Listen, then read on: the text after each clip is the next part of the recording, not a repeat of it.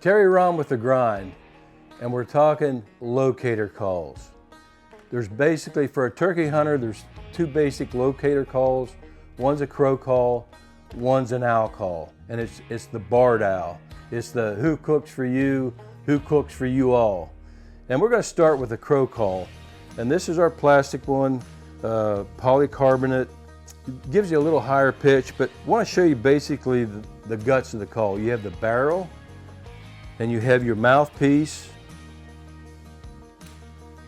and you have your mylar reed.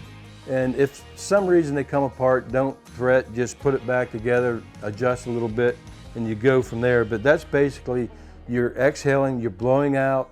This particular call, I like to bite on the end of it a little bit, put some pressure on that reed, gives you a little higher pitch, makes the turkey gobble a little quicker, get a little longer range out of it. So again, that's kind of the guts of basically any of your locator calls is a mouthpiece and a reed. There's always a reed in there. This was the mylar version, or the polycarbonate. Here we got a maple barrel, the same type guts inside, reed, mouthpiece.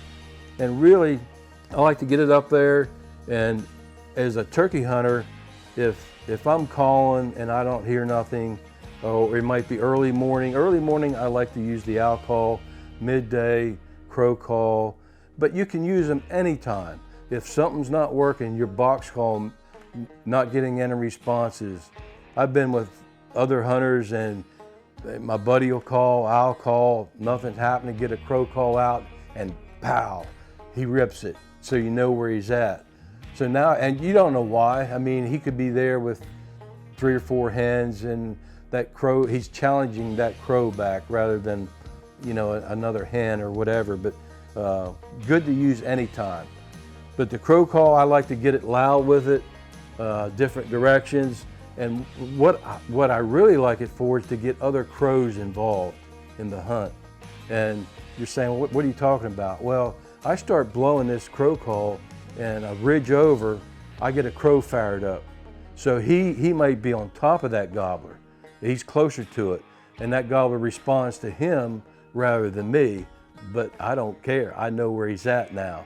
So that's what I like locator calls for. Get other critters involved in the hunt. So, and it really helps locate them. And you know, way back when I was first starting hunting, you'd hear a turkey, you would run to it, and to get there quick and get set up. Now, or you might be calling while you're going to the turkey, you're calling. And here's a great tip. If you locate a turkey, use your locator call to make him gobble as you get closer and closer, rather than use your box call, your slate, your diaphragm. If you're calling, actually mimicking that hen while you're walking to him, a lot of times he's saying, hey, I'm coming to you.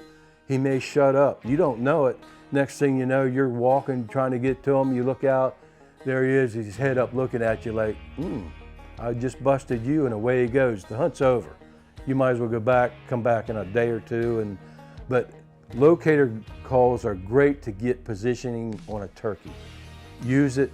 Okay, now I'm getting closer, closer. Now he's on that ridge. I need to go this way, or there's water down there. I need to go this way. But he don't know you're an actual hen coming. So great tool to use to locate them and get position on them.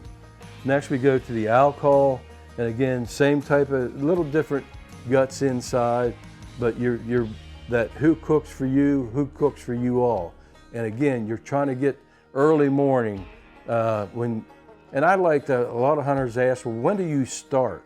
Well, I'd sooner be an hour early than 2 minutes late in the woods, because once it starts breaking daylight, usually you hear that first crow coming off roost, and then I like to owl or crow as those birds are waking up, and that turkey's up there stretching, and he's stretching around, he's fanning, and he's listening for that little pretty hen somewhere, you know. So, but you want to learn where he's at and locate him. But again, it's who cooks for you all, or who cooks for you, who cooks for you all. And you got to blow hard on it, but owl calls take back pressure. And when we say back pressure, we're actually taking our other hand and cupping that call. And that creates back pressure So you get that real low end, and then you open it up as you get that high end. And if you listen to a barred owl, that's how they start. You know, they start on that low end, and then they'll get that high end, and that's what makes that turkey gobble. But again, back pressure is very important with an owl call. And you'll learn that just as you start cupping that hand and blowing, you'll feel that call's harder to blow. You can put more pressure on it to get those sounds. But again, locator calls, great tool for a turkey hunter. Don't be afraid to use them, blow them. You can't mess up.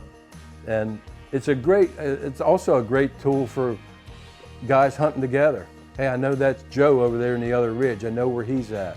And you learn each other's calls. So it's pretty cool to go back and forth and hey, I heard you over on Center Ridge over there. So great tools. Good luck this spring, and shoot straight.